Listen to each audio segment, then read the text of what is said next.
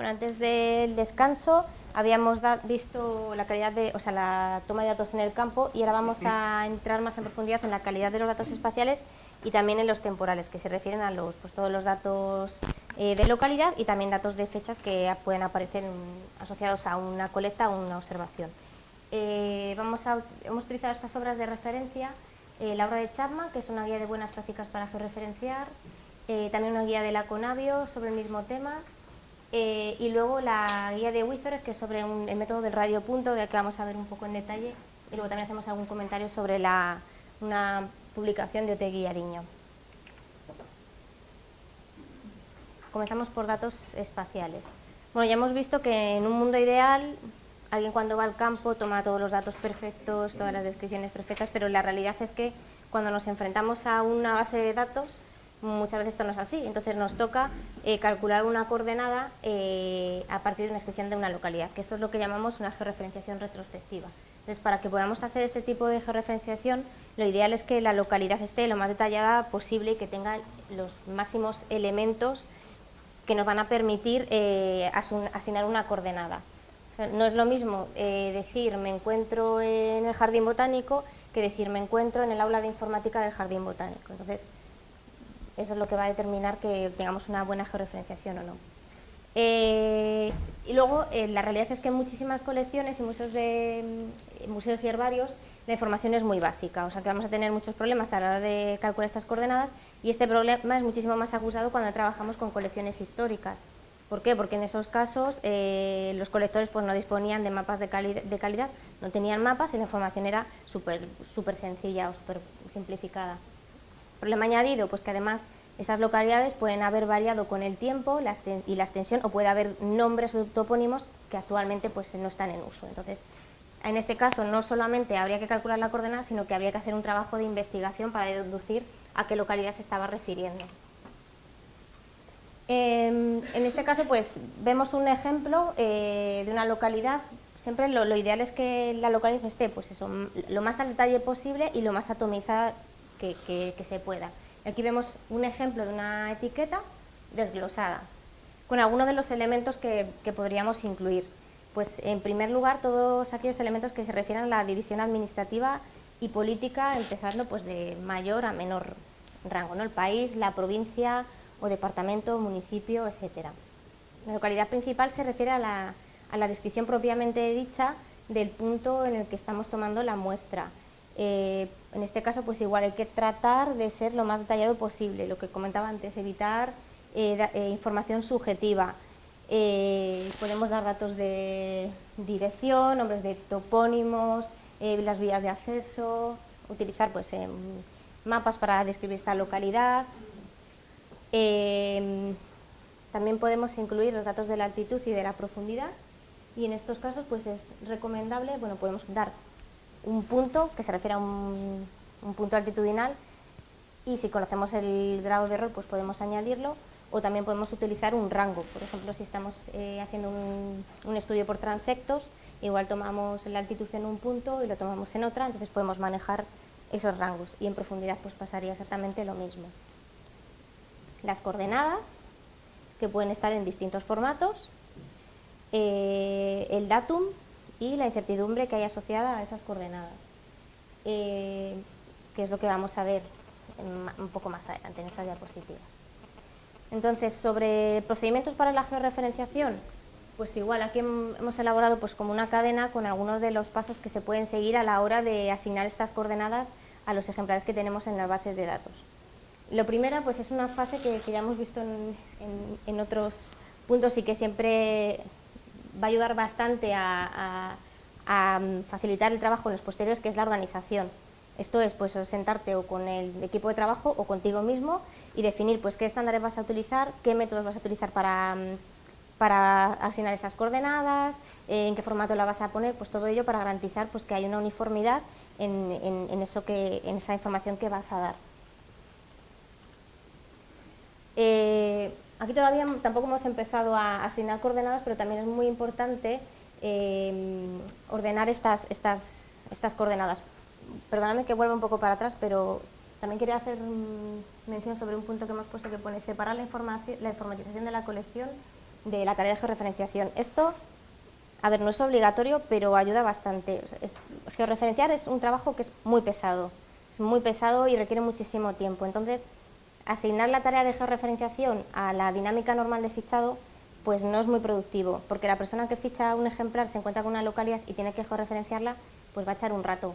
Pero dentro de 10.000 o 50 ejemplares fichados después puede aparecer la misma localidad, ya se ha olvidado, le toca volver a georreferenciarla. Entonces es poco productivo y es una tarea bastante tediosa. Entonces, separar esas tareas, una persona que fiche y una persona que georreferencia, pues va a ayudar bastante. Entonces, por ejemplo, si tenemos separadas esas tareas, pues podemos dedicarnos a establecer pues todo nuestro conjunto de localidades que queremos georreferenciar y ordenarlas y estandarizarlas. Lo ideal es que fuesen localidades estandarizadas, es decir, que se ajustasen siempre a un formato, que siempre me pongan primero el país, el municipio, porque eso facilitaría mucho la tarea. Pero la realidad es que luego pues cada ejemplar viene de un lado diferente, los datos se han tomado de una manera y esto es complejo, pero si se pudiese sería lo ideal.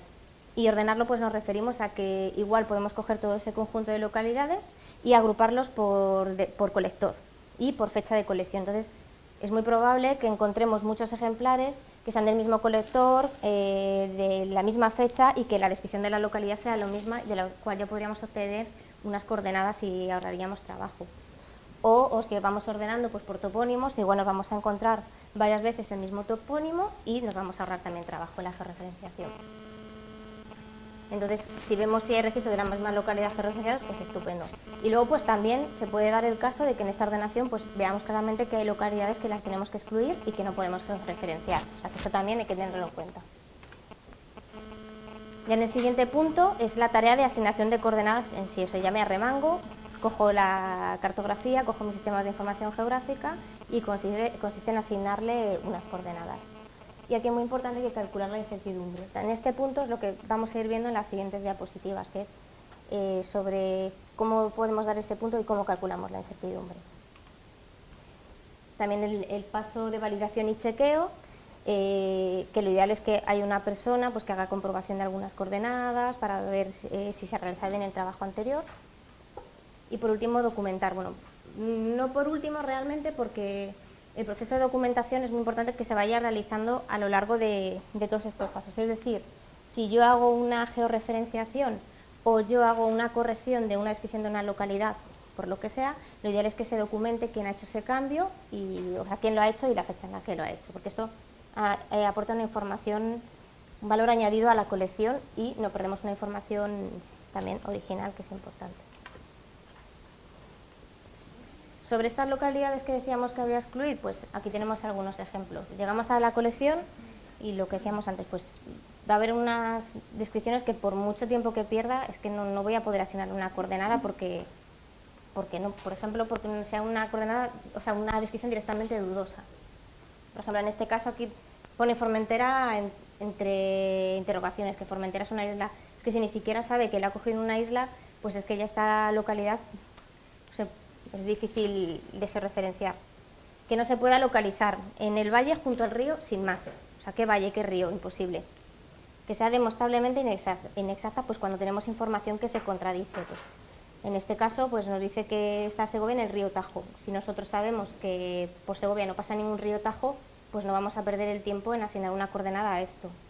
O cuando solo existen las coordenadas. En este caso me ahorro el trabajo de poner la coordenada, pero hemos puesto este caso pues también para hacer énfasis en el hecho de que dar solamente una coordenada en una localidad no es lo correcto. Sí, yo puedo ir al mapa y puedo buscar esa coordenada, pero como no tengo nada con qué contrastarlo, no tengo una provincia, no tengo una localidad, pues realmente no sé hasta qué punto es válida esa coordenada. También pues chequear puntos que quedan fuera de los límites del espacio geográfico y también los que quedan fuera del espacio medioambiental. ¿Con esto qué queremos decir? Pues que igual aunque ya no sea descripción de la localidad y pueda pertenecer más a hábitat, por ejemplo, pues igual si me están diciendo que mi ejemplar está dentro de una turbera y resulta que luego una turbera o en un sitio muy húmedo y resulta que meto el punto en el mapa y me cae en una zona desértica, pues igual te tienes que plantear que hay algún error a la hora de asignar la coordenada. Entonces, viendo todo esto ya vemos que es muy complejo calcular una coordenada a partir de una descripción, calcular su incertidumbre y que luego encima pues hay muchas posibilidades de confundirse. Otros datos que conviene añadir, que también lo hemos comentado, pues el estado de verificación, es decir, si tú la consideras como buena. También otra idea podría ser asignar como distintas categorías de calidad, pues ya es un poco a nivel, esto ya es un poco subjetivo, pero pongamos el caso de que estoy haciendo un trabajo para mí, porque quiero hacer un modelo de distribución de una especie y me bajo unos datos de internet y hay unos que están georreferenciados y otros no, y me tomo la molestia de revisar las coordenadas y de georreferenciar las que no tienen. Pues igual dentro de esta georreferenciación que yo he hecho, pues establecer como unos niveles de fiabilidad. Entonces, pues subjetivamente, o bueno, viendo un poco pues el trabajo que he hecho, puedo decir, las de la categoría 1, pues para mí son las más fiables porque la incertidumbre está por debajo de tanto. Las de categoría 2 son las de regular porque la incertidumbre está. Entonces eso es un estado de verificación, o igual marcar las que nosotros consideramos que son pues ya imposibles y que no vamos a trabajar con ellas, porque así ya las tenemos identificadas y ya vamos a ahorrar también mucho trabajo al que venga después y se plantea una tarea muy similar a la nuestra. Responsable de la georreferenciación también es muy importante, la fecha en la que ha sido georreferenciada y cualquier nota que queráis. Pues por ejemplo, en tu caso, imagínate que decías eso, que tú has asumido que era un dato que, aunque aparentemente estaba registrado como dudoso, pues que es evidente que es correcto. Pues por ejemplo, podríamos ponerlo ahí. Y bueno, otra vez volvemos a recalcar que es muy importante no perder la información original.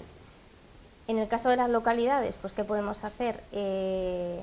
Podemos tener una base de datos que nos permita asignar varias localidades a un mismo ejemplar, no porque estén varios puntos a la vez, sino porque una puede ser la que nosotros consideramos correcta y otra no, o una. Bueno, incertidumbre debida a la extensión de la localidad. Pues esto, ¿a qué se refiere? Pues normalmente cuando damos una descripción de una localidad, que se toma como referencia, pues siempre hay una extensión determinada. Por ejemplo, hablamos de un río, pues tiene una extensión. Hablamos de una sierra, tiene una extensión. Hablamos de una entidad como un parque nacional, pues igual. Y en esos casos, claro, como hemos dicho, si lo que queremos asignar es un punto y luego un radio, pues esa incertidumbre va a ser la distancia máxima que hay entre los puntos más lejanos de esa extensión, dividida entre 2, entonces aquí tendríamos esta extensión, entonces lo dividiríamos entre 2, lo centraríamos y eso, y esa distancia, la mitad de la distancia sería la incertidumbre. Bueno, el datum, como ya hemos comentado igual en la presentación anterior, pues el hecho de que estemos dando un datum en esa localidad, pues también puede influir en que tenga una incertidumbre o no asociada. Entonces, si conocemos el datum, pues perfecto, asumimos que la incertidumbre es 0 porque estoy dando el dato correctamente. Pero si no lo doy, pues claro, ¿qué ocurre? Que ya puede haber una variación de entre 0 a 3500. Entendiendo como que esto es un caso extremo, pues si le asignamos la máxima incertidumbre que podría haber asociada, tendríamos que añadirle un 500. También debido a la distancia. Esto se refiere a cuando damos datos como el que tenemos en el ejemplo, pues a no sé cuántos kilómetros de este pueblo. Entonces, en estos casos, la incertidumbre se calcula como un dividido por el denominador de la precisión fraccional, que yo lo entiendo mejor como un redondeo. Es decir, si estoy dando un valor entero, pues la precisión, por ejemplo, de 9 kilómetros, la precisión fraccional sería esta y sería 1 kilómetro. Si estoy dando 9,5 kilómetros, estaría como redondeando como a 0,5 y así sucesivamente. Entonces, ¿qué ocurre? Pues que realmente puede haber casos en los que tú el dato lo estés dando exacto y sea 9 y sea un número entero, pues en esos casos lo documentas o le pones un 9.000 que de alguna manera quede claro. También hay una incertidumbre asociada a la distancia, bueno, a la dirección de desvíos. Esto es pues cuando doy información del tipo al norte, al sur. Igual, si estoy diciendo al norte o al sur, pues ya estoy asumiendo que tengo unos 45 grados en los que posiblemente pueda estar ese ejemplar, ¿no? Entonces, si voy afinando más, pues digamos que estoy dando una información más precisa y va a tener menos incertidumbre. También la precisión de las coordenadas. Si estoy dando pues en caso de coordenadas decimales, por ejemplo, si tengo pocas decimales, pues tendrá menos precisión, o si no tengo segundos, pues tendrá menos precisión, o si estoy trabajando con una coordenada que es cuadrada, pues cuanto más grande sea ese cuadrado o cuanto más dígitos lleva asociado, pues menor precisión va a tener. Entonces aquí, por ejemplo, en el caso de las coordenadas de tipo cuadrícula, como las UTM o las MGRS, lo que se hace, y bueno, nosotros, por ejemplo, lo tenemos integrado en algunas de nuestras aplicaciones para que lo haga de manera automática, es coge la cuadrícula. Entonces cuando un colector me está diciendo que el ejemplar está en 29TQJ32, asumo que se encuentra en cualquiera de estos puntos, pero realmente digamos que el punto sería el punto de la coordenada que estoy dando. Entonces lo que se hace es que se recentra esta coordenada, es decir, se pone en el punto central de la cuadrícula, se define el radio para hacer una circunferencia alrededor, y esta tiene que incluir a toda la cuadrícula. Entonces, en este caso, si por ejemplo hago una transformación de coordenadas, que también lo hacemos, pues pondrías la coordenada y asociarías el radio de error que llevas a esta conversión. No sé si esto se entiende. No se entiende. Si por ejemplo imagina que si yo estoy dando esta cuadrícula, pues si el dato es la cuadrícula, pues es obvio que la persona que consulta la cuadrícula sabe que lleva un error asociado porque no estoy dando una localidad muy precisa. Pero si hago una transformación de la coordenada y calculo un punto, al transformar en un punto estoy perdiendo toda la información que me aportaba la cuadrícula. Por eso se da el punto y además se da este radio que lleva asociado, que se calcula recentrando y echando el radio. ¿Se entiende así un poco mejor? ¿No? ¿Sí? Bueno, esto, como digo, lo explico porque, por ejemplo, en la fase de estandarización de muchos datos es muy frecuente que haya una transformación de coordenadas. Por ejemplo, en GBIF nosotros pedimos que las coordenadas se den como geográficas decimales. Luego es verdad que hay un campo que se llama Verbatim Coordinates, donde tú puedes poner tu coordenada original, que eso aporta muchísima información y que además pues, que puede ser muy interesante para según quien consulta los datos. Pero si yo cojo una coordenada, la transformo y simplemente pongo el punto y no estoy diciendo qué error tiene, cuando yo transformo esa coordenada, igual me da este punto, pero no me dice nada. Entonces, si yo la transformo, la centro y además calculo un radio de error y junto a esa coordenada le digo, mira, tienes un error de 700 metros. Eso quiere decir que una persona puede poner el punto en el mapa, tirar 700 metros y decir, vale, pues ahora sí sé que ese ejemplar lo tengo que buscar en este área.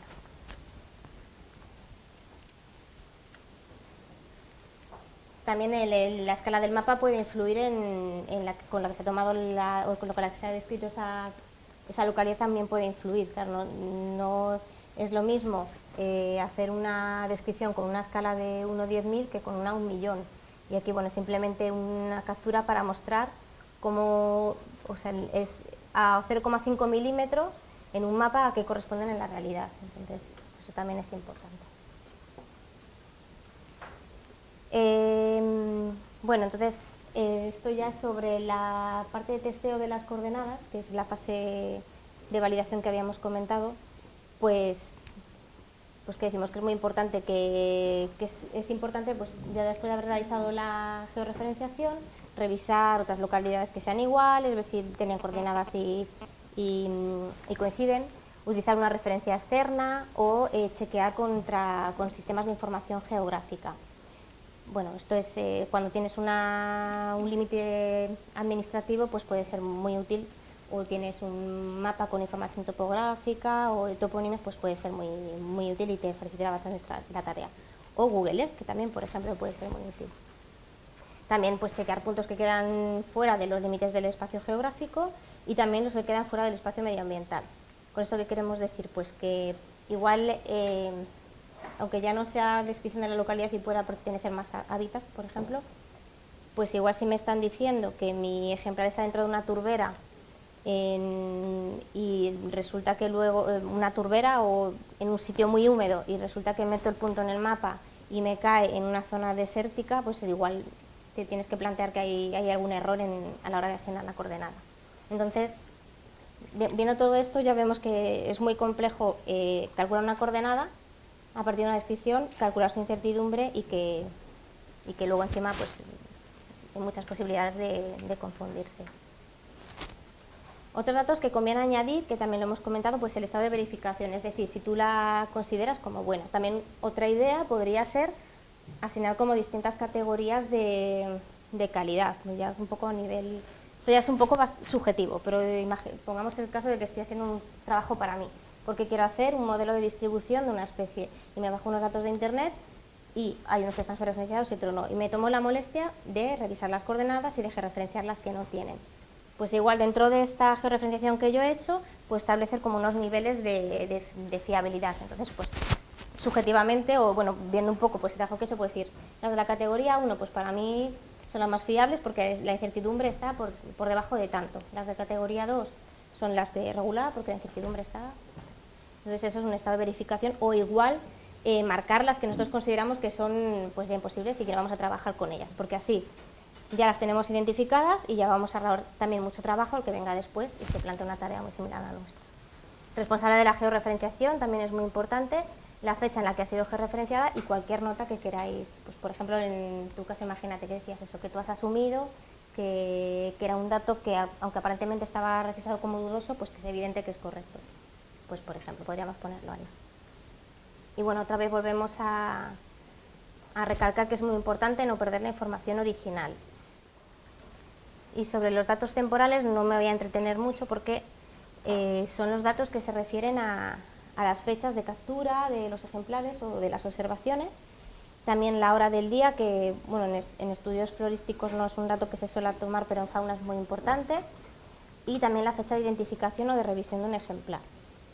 Entonces, las fechas de captura, por ejemplo, nos va a permitir